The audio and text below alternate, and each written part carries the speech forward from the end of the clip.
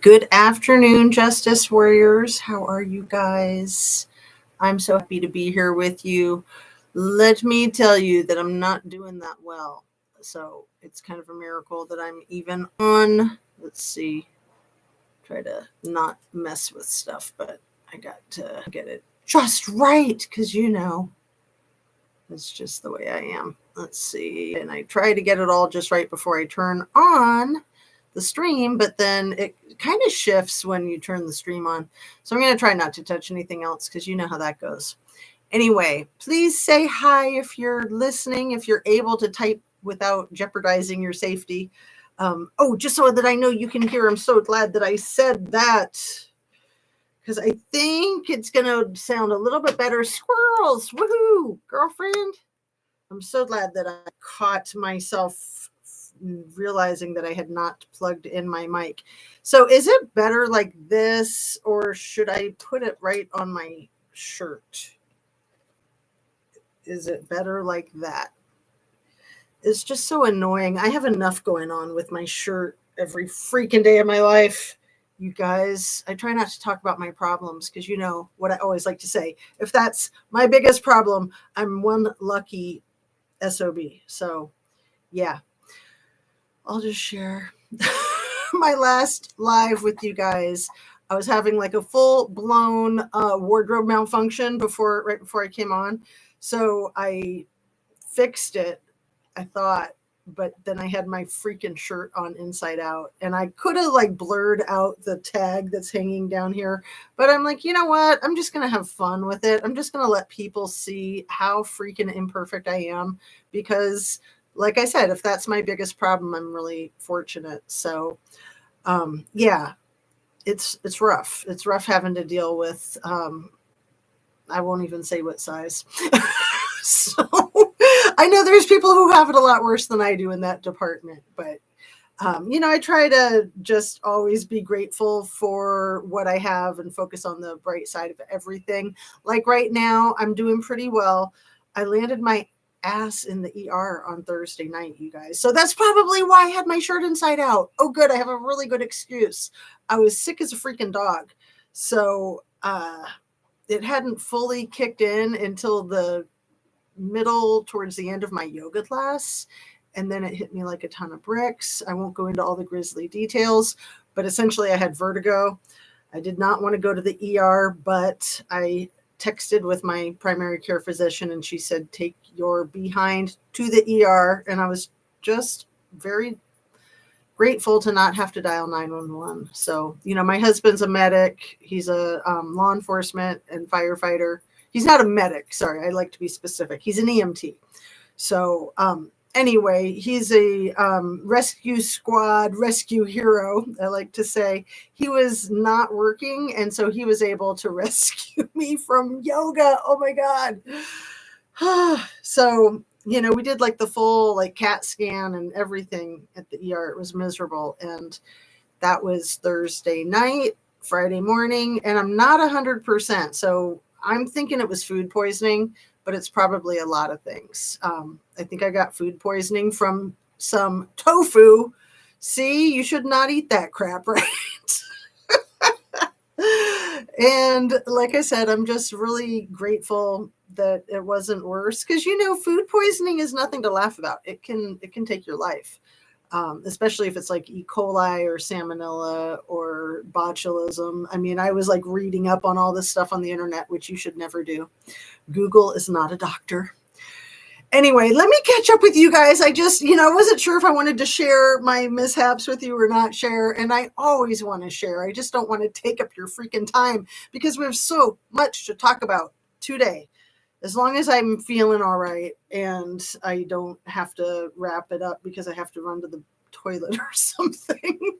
I think I have at least an hour, but we'll see. So I see Squirrels is here and Annie Ruler and Bex and CB.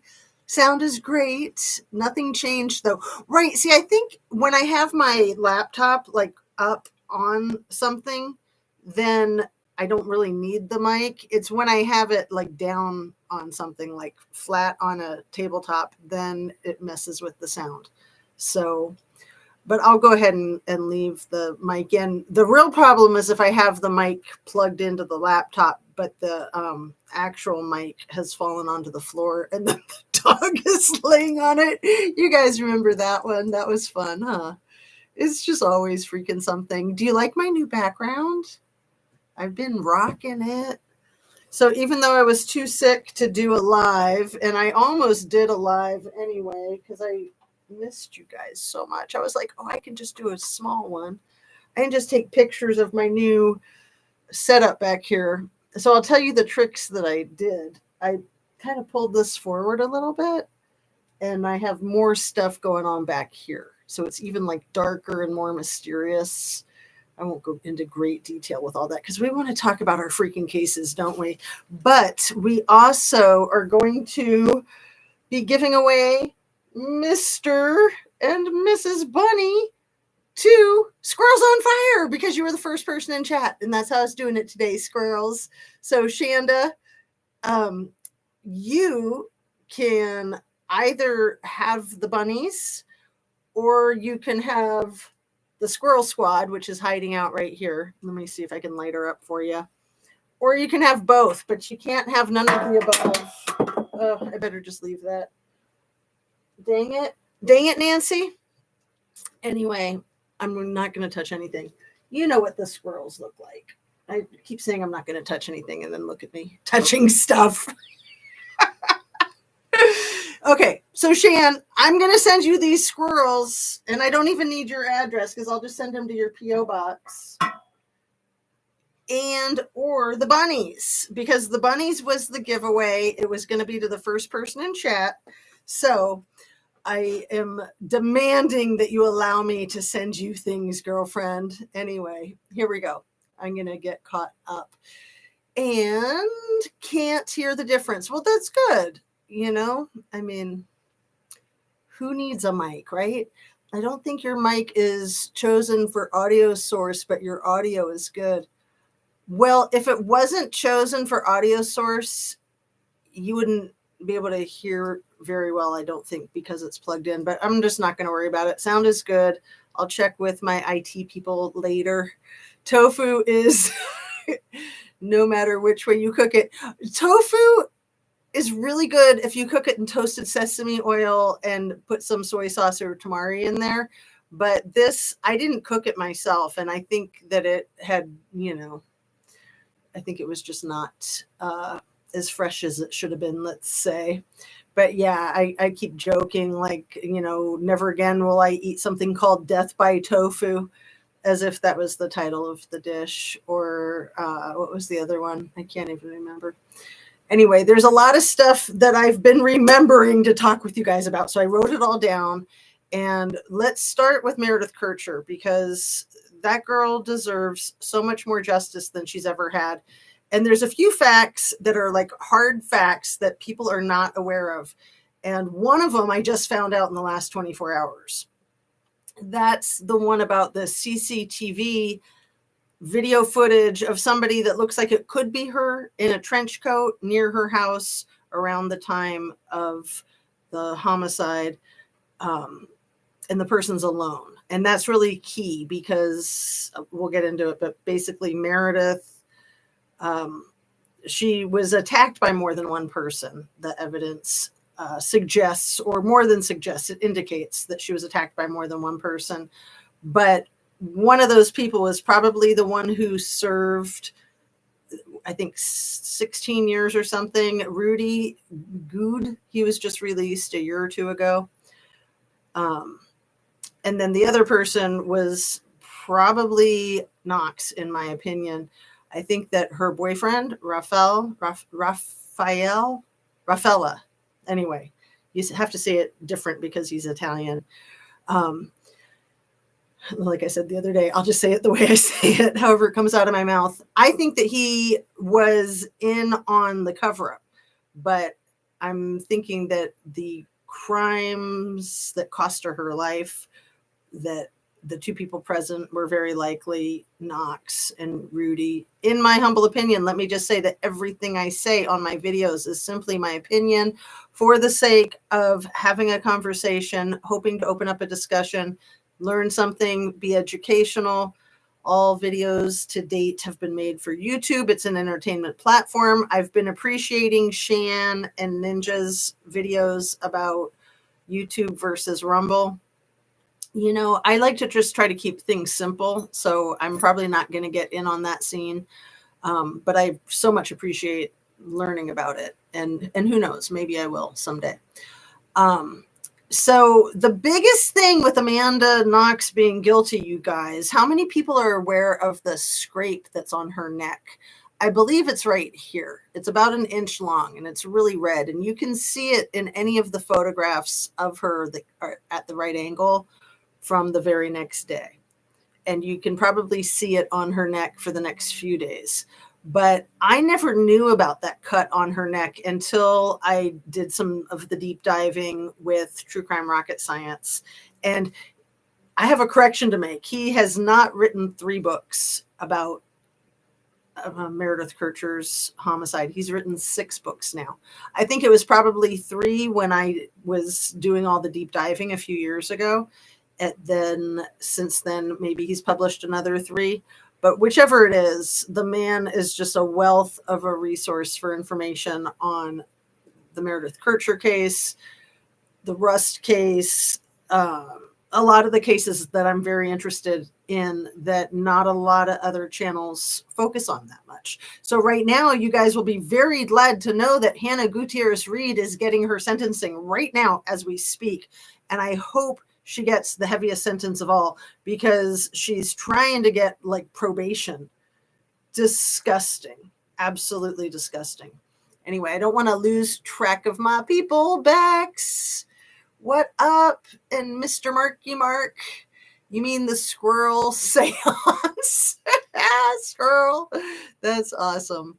Yes. And I love it. But as you know, I have too many cool things. So I need to like keep moving stuff so that I can make room.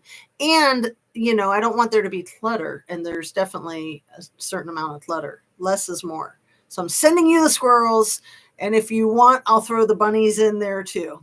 So you're going to get a little package at your P.O. box unless you want to send me a different address to mail them to.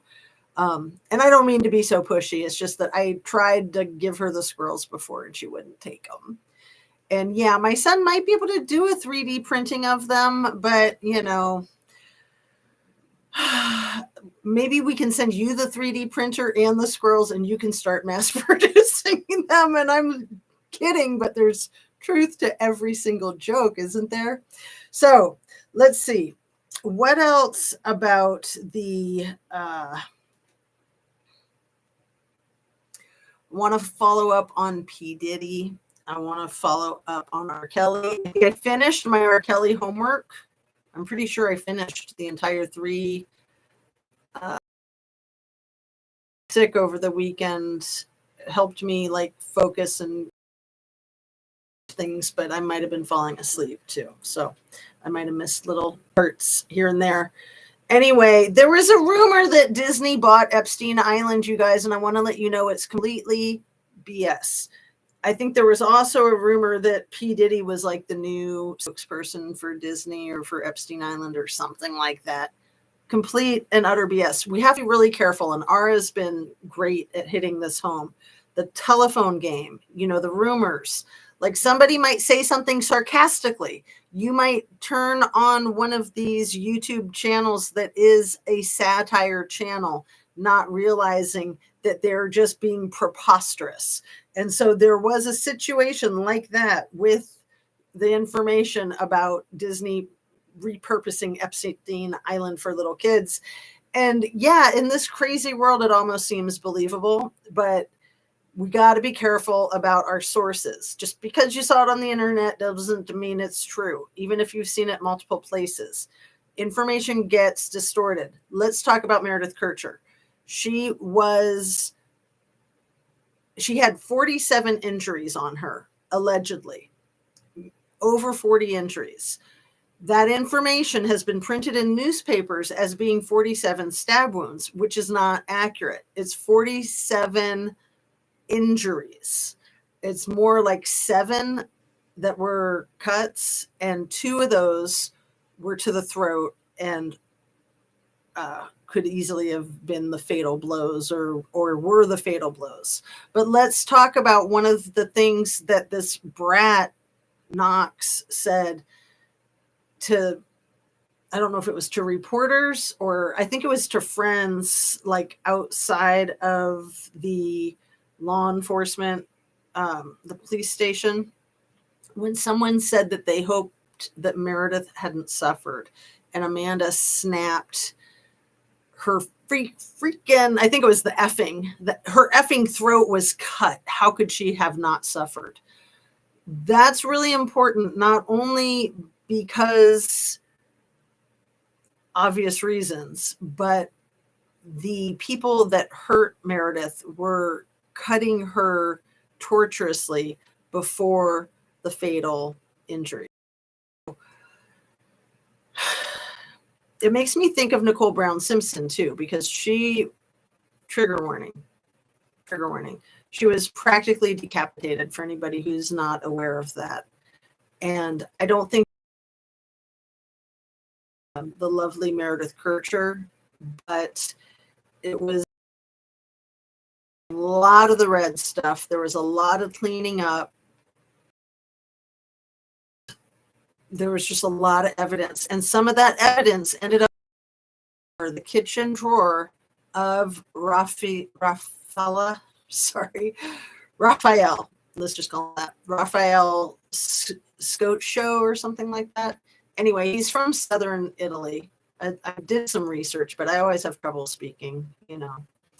I have trouble spelling too, so I don't know if it's my dyslexic brain or what, but whatever. Once I stumble over a word, I can't ever fix it, it seems like.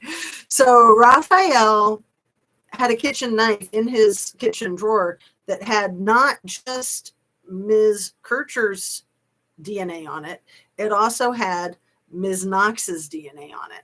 So that could be explained away if she used that to, prepare dinner that night or whatever. But there was a lot of intermingling of the red stuff in the pipes at Meredith and Amanda's residence. So some of the things that Ms. Knox said in her 4-page letter, and I only have one of the pages here. I have the last page of it.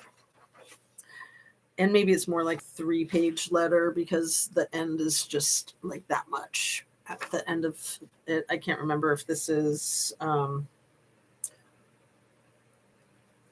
it might be that's page 5, actually. I think it is. So there's 4 full pages and then page 5. So just on the very last page and this little tiny bit right here, this girl, Ms. Knox, you want to guess how many times she uses the word I? She's like, I, me, my, mine. Do you want to guess? I have it written down here so you can look at the cheat sheet. It's up here in the corner. 47 times. 47 times. So on this side, she says I 41 times. And this tiny little 2 sentences, she says I another 6 times. 1, 2, 3, 4, 5. Oh, I exaggerated. Only 5. No, 6 because I am. Okay, sorry. It's 47 times in the last page.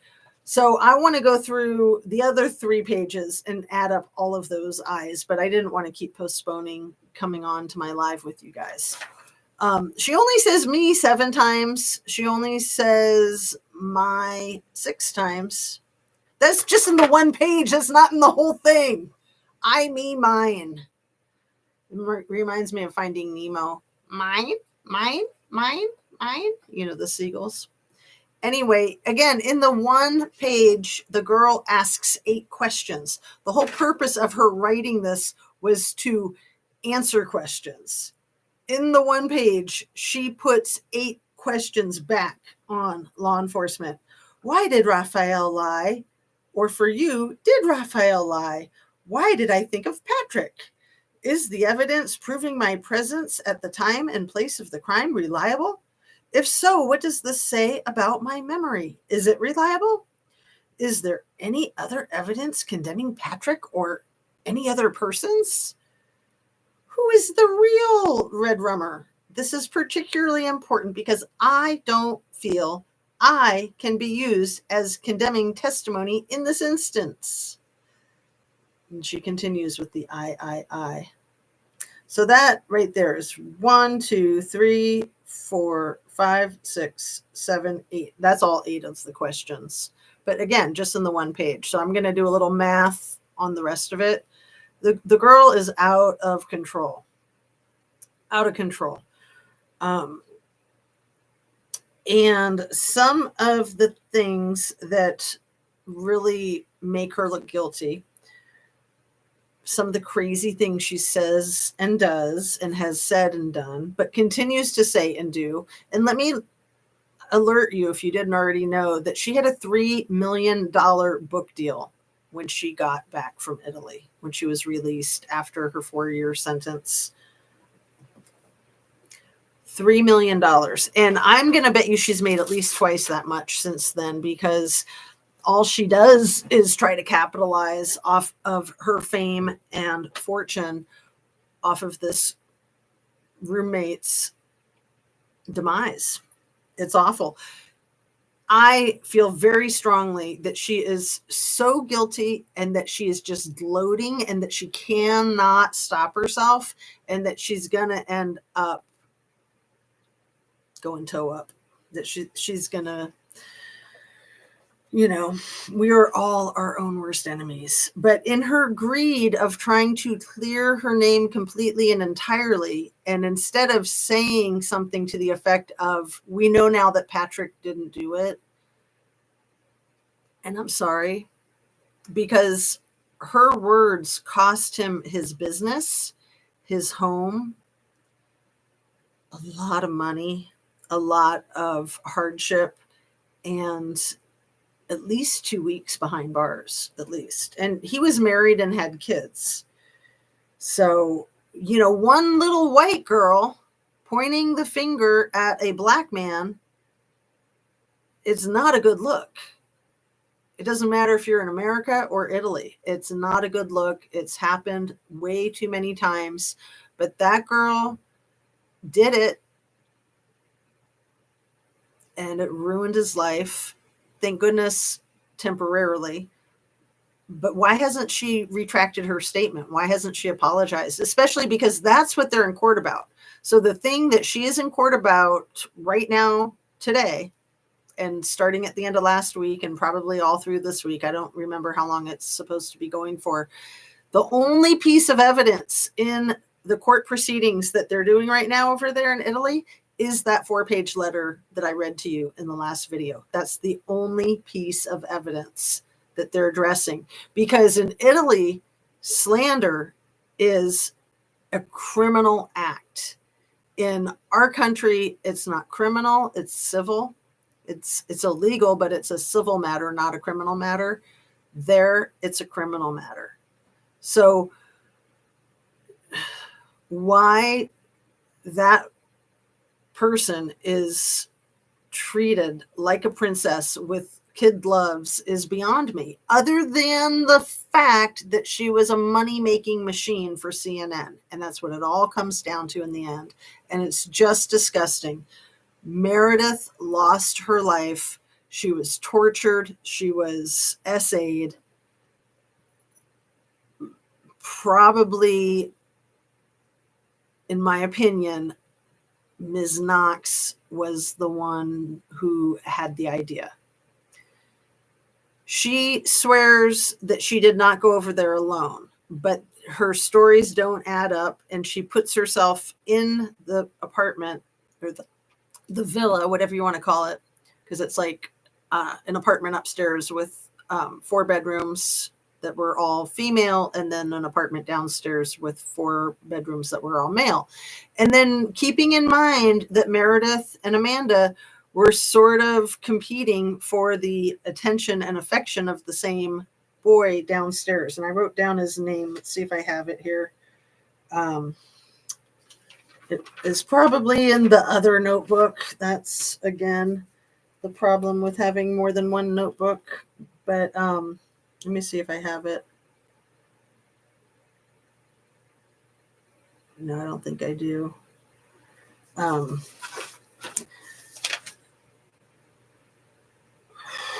I watched this movie. Oh, wait, maybe I do. Maybe not.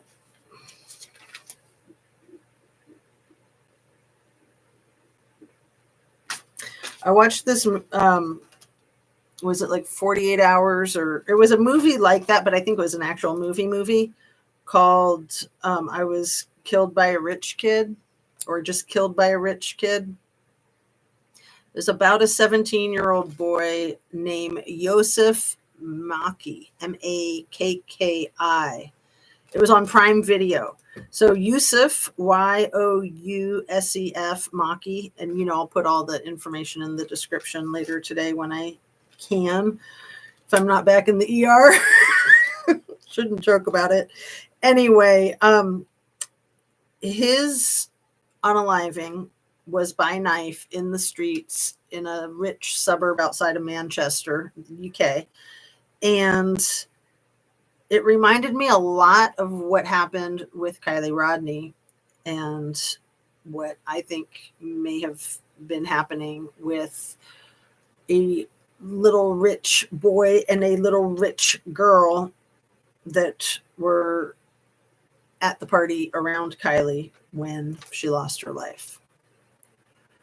So let's see. I wish I knew the guy's name downstairs. Like I said, I looked it on and then it's gone. Yeah, some of my notes were on the back of, is this it? No, that's not going to be it. On the back of a piece of paper, just like a scrap piece of paper. So,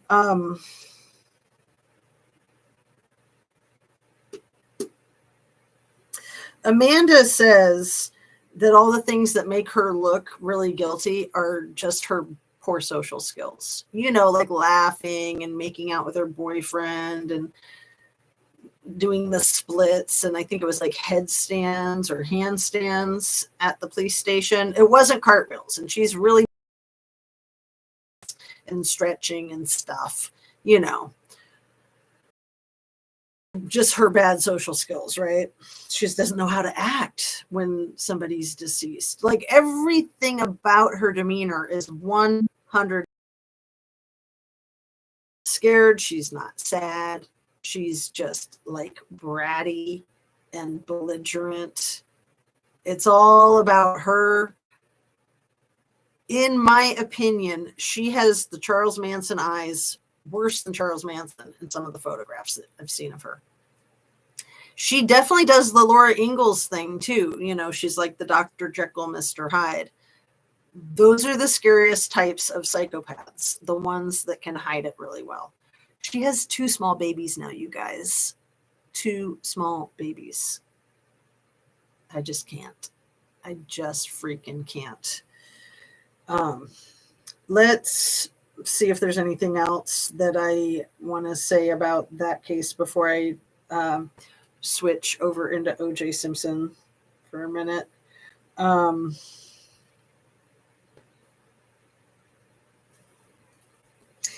Because O.J. people might not know about O.J. is that he lost to a drowning incident. Was it 1979 was when it happened. The little baby girl's name was Erin, and it was just about a month before her 2nd birthday. So when that happened at Rockingham Palace, the same place he was still living when Nicole Brown Simpson and Ron Goldman were unalived. When that happened, his oldest daughter, Arnell, was living in the other pool house. So Cato lived in one pool house. There was a second pool house, and Arnell lived in that one. Arnell was the oldest of the 3 kids that he had with his first wife. I think her name was Marguerite. So Arnell was 9 years older than Erin. And then there was Jason, who was 7 years older than Aaron. So they were 9 and 7 when their little baby sister had this fatal incident in the swimming pool in the backyard. So the timing of it, that happening on the end of August 1979, was that allegedly OJ met Nicole in 1977, which is the same year that this little baby girl, Erin, was born. So he had already been dating his second wife, who was 17 when they met. He'd already been dating her for a couple of years when his youngest baby is no more. What an awful, awful experience for everyone. The trauma for the two children, the 7-year-old and the 9-year-old, the trauma for OJ, even the trauma for his wife, the trauma for Nicole Brown Simpson. So that was, I think, the finalization of his marriage to Marguerite. And then a few years later, he married Nicole. And then he had 2 more kids. Sydney, I think, is older, right, than Justin. So Sydney, was she 7 when Nicole was taken out with Ron Goldman at the home that she was asleep in? And then Justin was 4 or 5, I believe. And they were allegedly asleep upstairs. I think that this thing happened around 10:50 at night, give or take. I'm just going off my memory that it was close. No, it was probably more like 10:30. So not that late even. Anyway, there was the one guy who testified who was talking about watching like Mary Tyler Moore or something. And he was like, well, that's on at 10 o'clock and it's over at 10:30. So it was when that was over that I took my dog for a walk. And that was the white dog that got the red stuff all over its paws. He was the one who alerted the first responders that there was a situation. So Ron Goldman fought for his life. There was the layout of the bushes and the lay of the land, so to speak, like the pathway to the front door, the hedges around the property, and the gate that went in there. Mr. Goldman was essentially in a kill cage. And there's people that think that there were 2 people there. There's people that think that Jason, the older son, might have helped his father. I don't know about all that. What I do know is that Nicole was, again, trigger warning, practically decapitated, nearly decapitated. And then I don't know if that happened before the fight ensued with Mr. Goldman, like if she had been knocked out and then Mr. Goldman was taken out and then the final blows were done, or if that was already done when Mr. Goldman got there. I don't think we'll ever know that information. But my point is that the fighting between Ron Goldman and his attacker probably would have woken up the 2 little kids that were asleep right upstairs. I believe that their bedroom window was like right above where this happened, just outside the door. And you guys know that there was like Ben and Jerry's ice cream in little cups, partially eaten, I think, sitting on the railing. There were candles going, there was music going. All of that was still there, of course, when law enforcement got there. I think Nicole had drawn a bath. It's a very eerie situation. I've done a lot of reading, almost every book that's been written about people's experience that had firsthand experience there. I watched the trial in real time when it was happening. What else? I even read Mark Furman's book. I just got to do that. Ito should not have been on that case. Ito's wife was Mark Furman's supervisor, like years before, like 10 or 20 years before. They had a big beef. They had a lot of like personnel records issues, a lot of bad blood. And she supervised like 160 officers at the time that she was his boss. And so he didn't think that Ito should be the judge. But Ito and his wife said that they really didn't know Mark Fuhrman, that, you know, he was just one of 160. And the thing is that he was like having a lot of professional reprimanding and complaints and grievances, a lot of grievances with that supervisor. So, I mean, I'm not a Mark Fuhrman fan, but I just don't think that Ito should have been on that case. There was a lot wrong with that case. Anyway, so yeah, the situation with Aaron is heartbreaking. The whole situation with OJ reminds me, are you ready? You're not going to like this. Well, maybe some of you it won't bother as much as it might others. In my opinion, it reminds me a lot of what I think might be going on behind closed doors with the Murrell family. So another aspect of that whole thing, and how do I tie this together without being so far out there? The last time the public saw what we know for sure was Kate Middleton was Christmas Day. There was a 911 call and response made to the address where the family was vacationing for Christmas on the 28th of December this past year, so 2023. And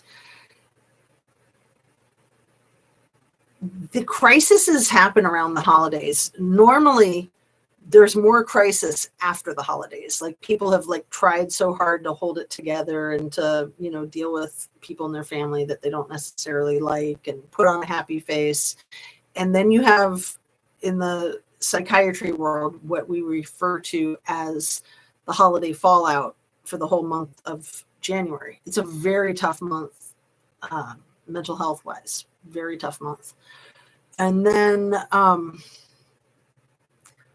it makes me think of Lacey Peterson and Scott Peterson. That was Christmas Eve. It makes me think of Tiger Woods and his wife. That was on Thanksgiving when they had their incident, and she tried to help him get out of the car by smashing his windshield with a 9-iron when he'd been cheating on her. So my point is that I think that a lot of the stress that happens at the holidays when there's strife in marriages, and then couples are trying to get through the holidays, they're trying to make a nice, happy Christmas for their kids, they're trying to deal with in-laws and all that noise, and that it sounds to me like something came to a head on the 28th of December, and that nobody has seen Kate Middleton ever since.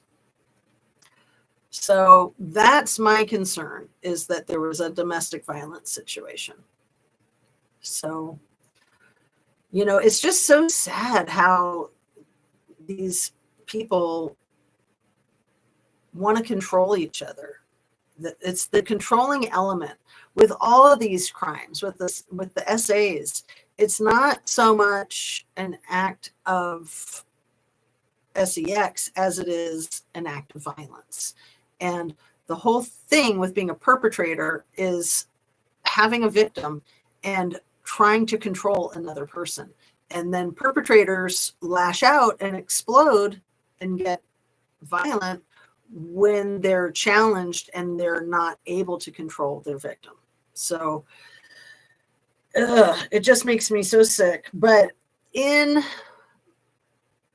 the positive element of people getting justice and speaking their truth, that's what we're seeing with the P. Diddy lawsuits. That's what we're seeing with the R. Kelly, Surviving R. Kelly miniseries.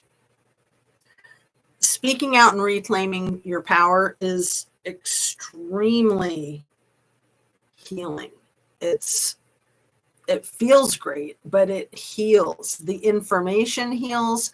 Disseminating the information heals. Letting others know that you're not alone.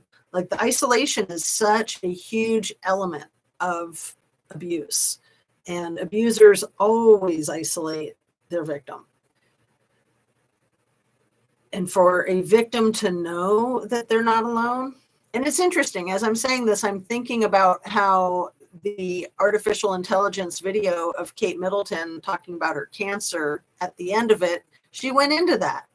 The artificial intelligence, Kate Middleton, went into how big of a heart she had for other people who were suffering from cancer, and that she wanted them to know that they're not alone, even though she is sitting all alone on this bench. It's just mind-boggling, absolutely mind-boggling. So in talking about P. Diddy and R. Kelly, we bring up Aaliyah a lot. So Aaliyah's family sued R. Kelly. You know, she had been under his control from the time she was about 12 or 13. She was introduced to him when she was 12.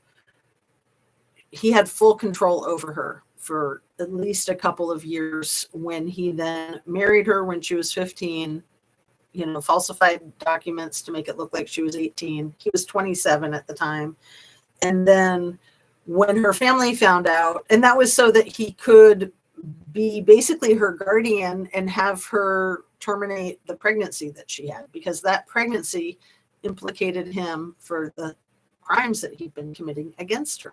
That baby was evidence against him. So he destroyed the evidence. And when her family found out that they were married, the family got the marriage annulled, and they signed a non-disclosure agreement, an NDA. And in the non-disclosure agreement, he agreed to pay them $100 hush money. That's what it says in the fine print, $100. The rumor is that it was actually $3 million.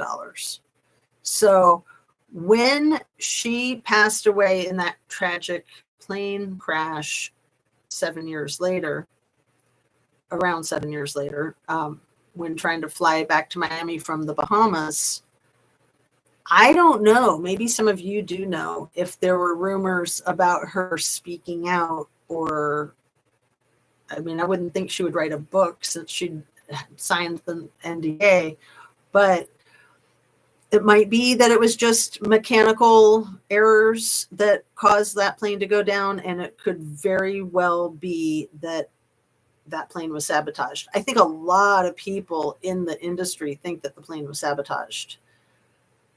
The music industry is the most prolific industry, I believe, in the world. I think it raises more money than oil, and more money than Hollywood, and more money than drugs and the other kind of trafficking. I think. I'd have to like scientifically look at all the figures, but that's kind of the image that I'm getting. Whichever, even if it's not like the highest grossing industry in the world, it is one of the highest, and it's extremely lucrative. So when you hear about people like Johnny Cash, who had nothing but negative things to say about music promoters, and he did everything he could in his power to take the power away from those folks and give it back to the artists, which you need to do that just for creative freedom, and also to profit from your own creativity, so that it's not these other people profiting from your creativity. But, you know, they will take you for all you have. Ricky Lee Jones is a really good example. She was 15 when she wrote her first album, I think. I know she was a teenager. And she grew up in and out of foster care, out in Olympia, Washington, Tumwater, south of Tacoma. Really rough life. And made extremely, extremely incredible music. And she took her songs to LA, and she knew they were good. She knew she could get signed, and they offered her some crappy deal, and she said, no, absolutely not. I'm not giving you my rights to my music. And they asked her what she wanted. She stated what she wanted. They said, okay. So she knew her music was good. Had she not known, had she not realized what a gold mine she was sitting on, they could have easily screwed her and taken basically all of her freaking money. And that's what they do. And then they give you these contracts that make you have to pump out your creativity mechanically. Like a lot of the record contracts are like, you know, one album a year for the next 10 years or something like that. And that's not the way creativity works. When you're suffering inspiration, you're suffering inspiration. When you're not, you're not. So you can't do it on someone else's schedule, in my opinion. So let's see. Hey, Batshit Crazy and Fred Field. Nice to see you guys. Yeah. All right. What else? I'm just jumping all over today, and I'm not going to apologize because, like I said, I'm lucky to even be on a live with, I'm still not 100%. I went to follow up with my family physician today, and she said it might be a couple of days before I'm fully bounced back. But I'm mostly back, and I missed you guys so severely Friday, Saturday, Sunday. I'm really happy to be making this video. And so I'm just kind of catching you guys up on the things that I've thought about over the last 3 days, or the things that I've watched videos, or what are those things called? Documentaries about. So this is something I just caught wind of briefly. I don't know much about it. Tell me if you guys know about Eric Foote, F-O-O-T-E. He's 39 years old. He's been missing from Portland, Maine since January 30th of 2024. A Washburn Police Department ex-sergeant named Chandler Cole resigned as he's under an investigation and severe scrutiny for the felonies that he is alleged to have committed in falsifying all the documentation that involved his interacting with Eric Foote on that day, January 30th, 2024. Like, I just got the worst feeling in my stomach saying that, and I don't think it has anything to do with the food poisoning, honestly. I think it's so obvious that this Chandler Cole did something horrifying to Mr. Eric Foote.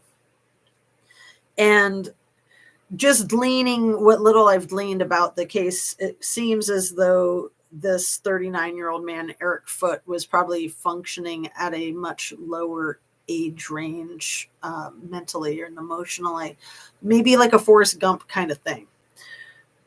But it sounds pretty definitively like he's probably not alive, and that whatever it is that happened, that ex-sergeant Chandler Cole is responsible for.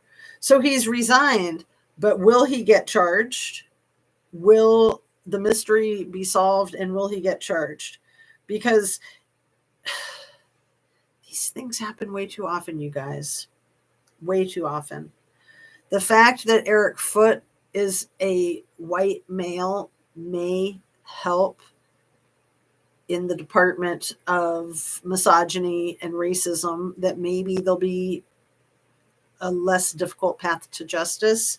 But he probably has mental health issues, which then that puts him in a category, honestly, that a lot of the general population thinks that that means he's not as important as if he didn't have mental health issues. So I just want to say that because it's so infuriating. It's so sad. And it doesn't sound like this guy just needs to be under investigation and resigned. It sounds like he needs to be put in prison. And I don't know if they've got capital punishment there or what, but it's just terrifying.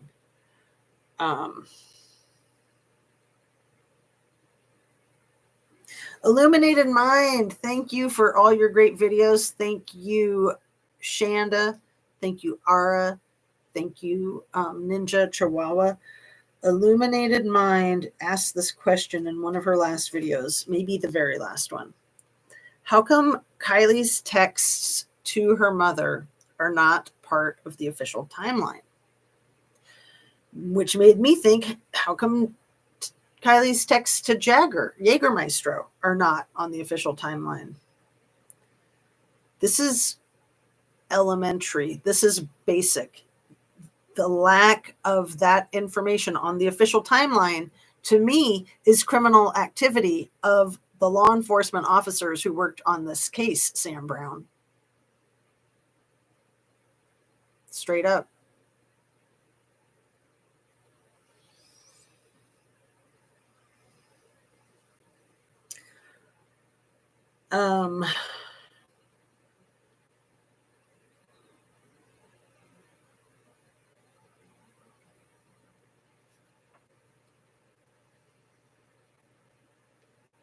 I didn't know if you guys knew what type of cancer OJ passed away from. It was prostate cancer, right?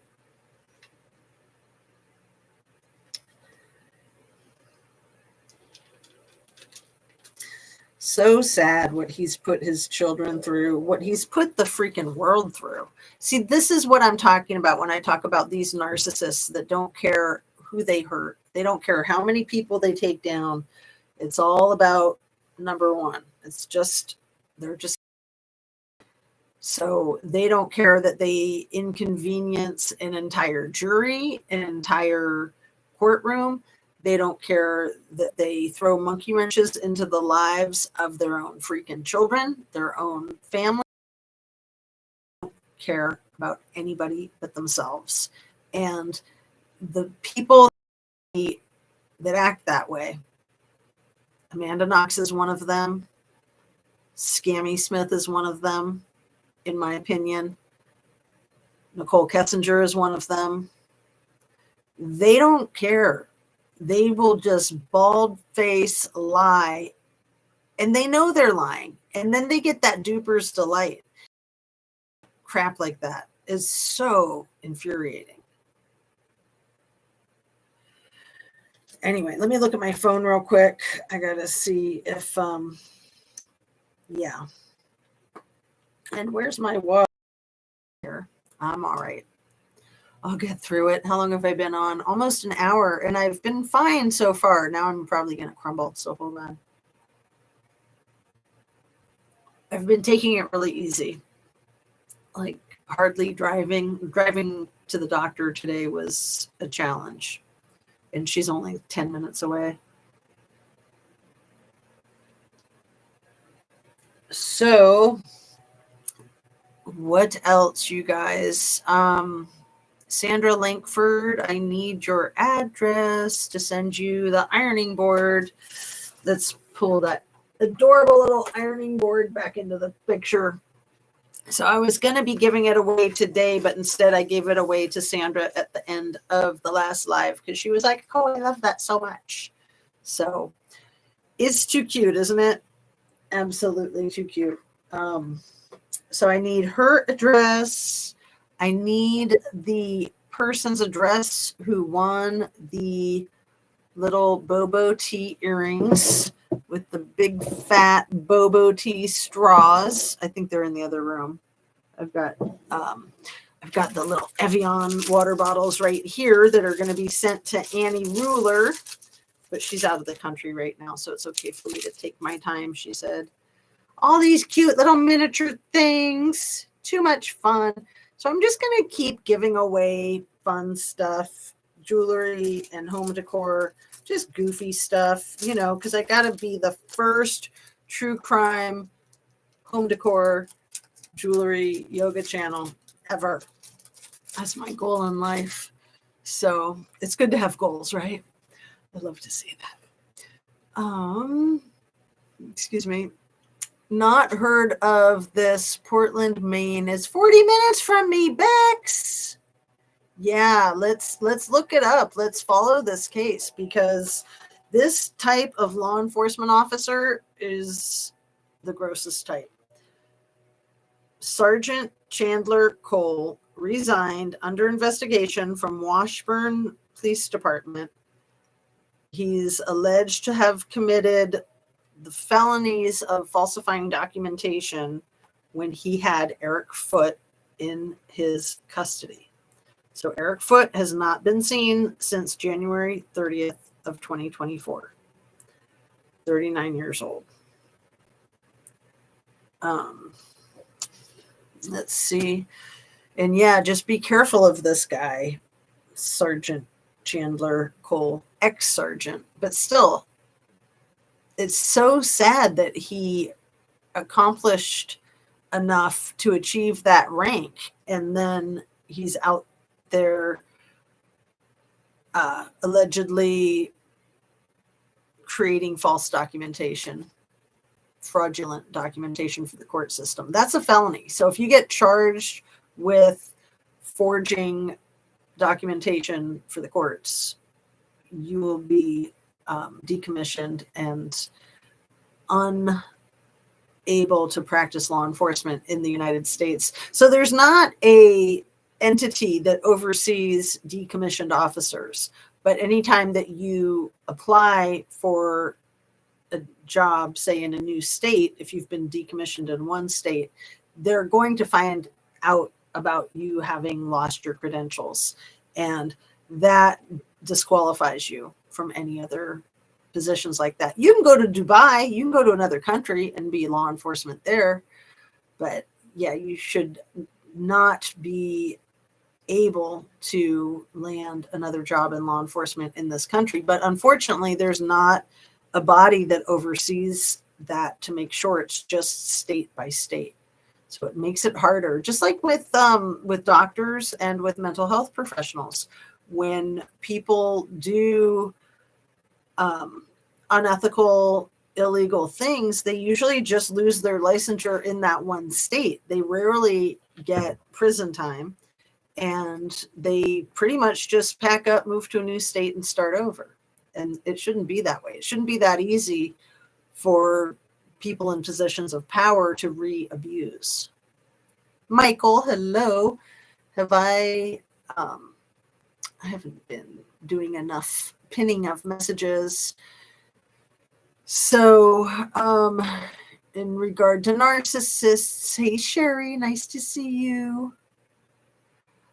Yeah, I hope I get to feeling better too. I'm just like, but I'm just so grateful. I've never had vertigo. Anybody who's had vertigo knows how severe that is. I've never had vertigo. I've never had a migraine. What happened at the tail end of the yoga class on Thursday night that landed me in the emergency room was diagnosed as vertigo.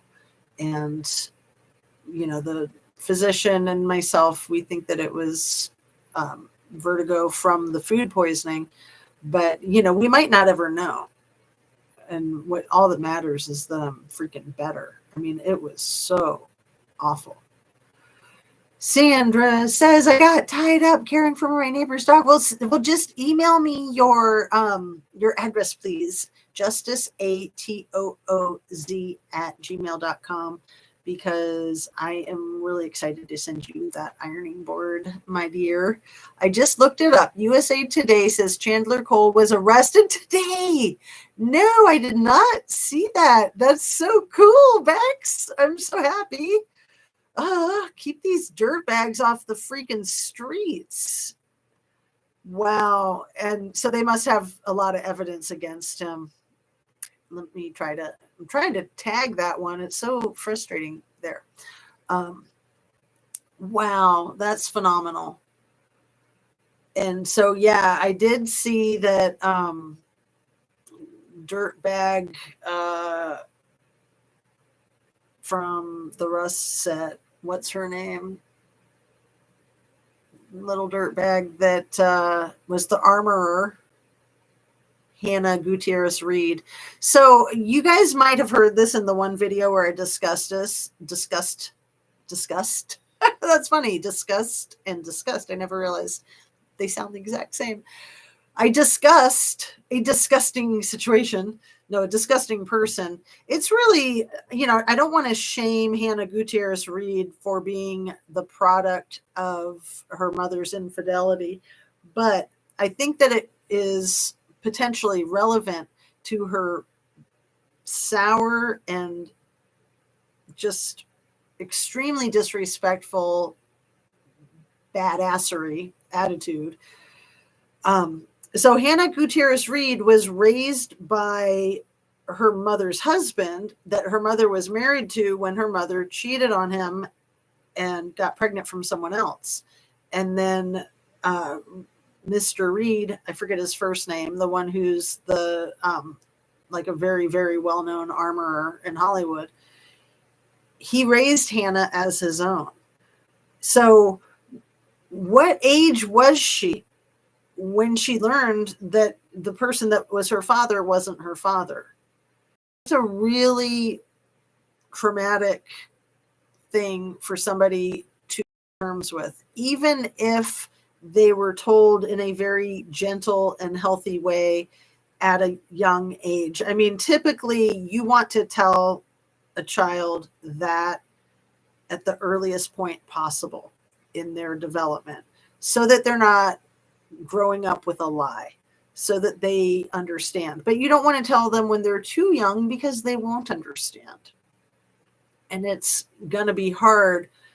I think ideal is to have a family therapy type of situation and offer a very safe environment with a lot of emotional support and loved ones and a professional, and not to overwhelm them with that information, but to give them that information, let them experience taking it in however it is that they're going to take it in.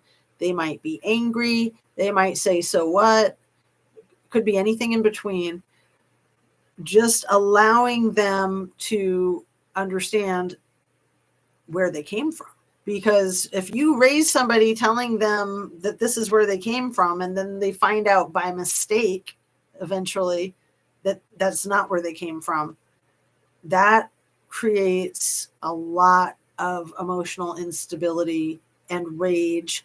And I don't even like to say those two things together, because emotional instability is not rage. Rage is not emotional instability. Rage is a very healthy emotion to have in many situations. It's the expressing of it that can become emotionally unstable and unsafe if you don't take care of it. It's fine to be angry. You should be angry. You should your rage in a situation like that. But was Ms. Gutierrez have to brush it off and get on with her life? And because that's what a lot of people do. A lot of people won't discuss it, and then the person might find out accidentally. I just wonder. She was 23 years old when the incident happened in New Mexico. And what age was she when she found out that her dad wasn't her dad? And parenting isn't just sexual gratification. Parenting is the act of parenting. It's not the one act of fornication one time with the person that got pregnant. Parenting is something you do every single day, many times a day. So I feel like her father is the man who raised her, but it's also important for her to know that he's not her biological father. Maybe she knew that from a very young age, so it wasn't earth-shattering for her to find out. But even if it wasn't earth-shattering when she found out, it can still feel crummy. We have the terror of mothers who are unwed. We call those children illegitimate. The B word, I don't even like to say it because it's so cruel to call a person an illegitimate person. It's even more cruel to call them the B word. But as a child whose mother was not married to their biological father, as they grow and learn more, they come to understand that that's what they're considered in our society. And that can be really hard. So I think it's important because I don't feel like that young woman understands the gravity of her actions and her failures, and that she cost somebody their life. And I don't even hold her as responsible as I hold Alec Baldwin. So let's just say that.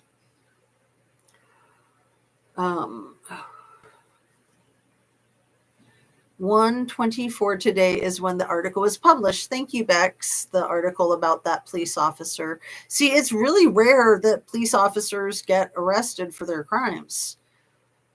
It's very rare. It's very unfortunate, but they feel like they're above the law. They often are above the law. They're treated as though they're above the law. It's not right. So, yes, you're welcome, Sandra. I'm very excited to send that to you. So, what else do you guys want to talk about before we wrap up? Let me get a little bit more water and breathe.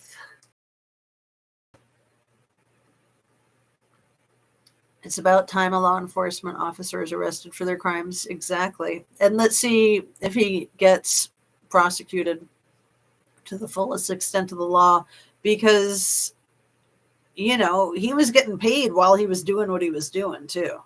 So, you know, he's stealing money from everyone while he's committing his crimes. Ugh.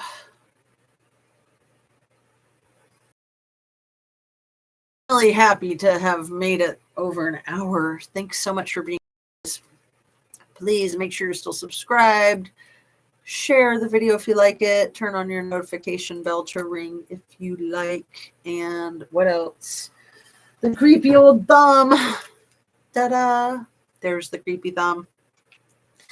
Anything else we need to discuss, you guys, before we go ahead and wrap up? Let me see. I've got all these little tables around me, but then they get full of all this stuff, and then there's nowhere to put things. So, like my water or my thumb. So, Sandra, it looks like I got your email. Totally awesome. Totally, totally awesome. And oh, that is so cool. Oh, I love it. Is it okay if I share this? Sandra sent me this email, but I don't think I see your address in it. Unless there's one right before it. So please send me your address. Is it okay to share it? Because it's so cute. It says, I'm going to design my master bedroom in shabby chic, and that would be adorable in with my milk glass hobnob pieces I collect over the years. Oh, I'm so happy. So glad that it's going to go to the right home. All right, you guys, I'm going to say peace out. Thanks again for joining me. Sending you light, sending you love. I'm going to try to do my videos all week before noon. That's going to be my goal. It's probably going to be close to noon because I'm just going to have to take it slow each day. Hopefully by the end of the week, I'll be back to my 100% self. It's been rough having to take a few days off from yoga. So I tried to do yoga on Saturday because, you know, I'm nuts like that. So I didn't try Friday, but then I was like, I'm not going to do much, but then I couldn't do anything. So I haven't tried it again since Saturday, and it's now Monday. Oh, Mark, I hope you got your taxes all taken care of and got your question answered. So yes, peace and love, you guys. Have a lovely afternoon. Take really good care of yourself. Drink your water, eat your protein, be kind to yourself, kind to others. Send you light, sending you love. I'm going to get out of the way so that you guys can see the full effect of the white plant stand that I've been building the globes, the rainbow set of globes. Can you see it? The bottom one gets flooded out. Let's see. Is that coming along so nicely? It's getting there, slowly but surely. So, yeah, and I got all my cute pictures. You got Brando. Can you see Brando down there? Not really. He's below the Statue of Liberty. And then the Golden Gate Bridge. Oh, I've got one for you, you guys. Have you heard about the barometric pressure? Of course, you've heard about the barometric pressure that people get underwater, like scuba diving. It's called the bends. So before they knew anything about it, back in like the 1900s, there were people building the Brooklyn Bridge, and it made me think of the Golden Gate Bridge too. So they were doing the underwater part, and they were dropping dead like flies because of the bends, because it hadn't been discovered yet that there was this thing with the barometric pressure. And oh my goodness, what a concept. I was listening to a like a podcast about it, and it just blew my freaking mind. And, you know, of course, the military and the Navy do a lot of testing with it. And my son being in the Navy, I'm like, man, he's going to be learning all about this. Careful with the vertigo. Yeah, the thing with the bends, I'm sure, is way worse than vertigo. But yeah, I do need to be careful with it. It's been fine ever since, pretty much ever since they fixed me up in the ER. So yeah, it's just when something like that happens, it does take a while to bounce back. And then it's kind of good. It helps you keep things in check and reevaluate. And, you know, I do feel like I've been pushing myself a little hard with the yoga and a little hard with my YouTube. But thank goodness I quit my stupid ass job so that I could push harder on the other two, rather than, you know, the reverse. And I'm glad that I've pushed so hard with the yoga and with the YouTube, because I've gotten to a really good place with both. So I can maybe ease up a little bit. You know, I just get so excited, especially with the YouTube. Like, I really want to just keep developing my channel and my skills. And it's a lot of work, you know. I mean, getting the set together is the fun part. I mean, that's not stressful at all. Trying to keep my notebooks straight, that's hard. And then, you know, like I've said this before, I could go over my notes and have it better organized. I used to do that when I first started. But I just feel like the more things that I try to do before I come on live, then the further in the day that the live gets pushed back. And then it might not even happen, you know, because it's like one thing after another. So I just have to say, whatever is. What happened to there it is, my mic. And just however things are right now, just do it. Just get on to the live, and whatever's not right, it'll be fine. Like when my shirt was on inside out in my last one, and one of these little globes had fallen out, this one on the bottom, because these lights keep going out. And so I need to get some new batteries. And finding those lithium batteries in the store is like impossible. I know I could order them online, and I guess I should just do that. But even Target and Walmart, they haven't had them lately. I haven't checked the grocery store. And maybe like Office Max or something like that. I checked Costco. Maybe like CVS and Walgreens. I mean, it's crazy. It's just freaking lithium batteries. You know, those little ones that look like nickels that go in the bottom of these things. Where is one? The little candle things. And if anybody wants to send me some, I'm just kidding. I'll find them. Anyway, it's just one of the things, you know, setting up all the lights and the cool stuff it's kind of a nice distraction. And I just kind of meditate while I'm doing it. You know, it's kind of like the altar that I have set up in my yoga space. So anyway, Sandra says, I have fibromyalgia and barometric pressure messes with it. Ooh, I imagine. What number is on them? I think it's the 32 ones. Let's see. It's like CR2032. If you want to email me some, no, I'm just kidding. If you want to email me a place where you know I can get them. I haven't even looked online because I don't order stuff online. My husband does. I like to go into brick and mortar places to buy stuff. So thanks, you guys. Thanks so much. Have a lovely day, and see you tomorrow. Love and light. I appreciate you guys so very much. See you on the next one.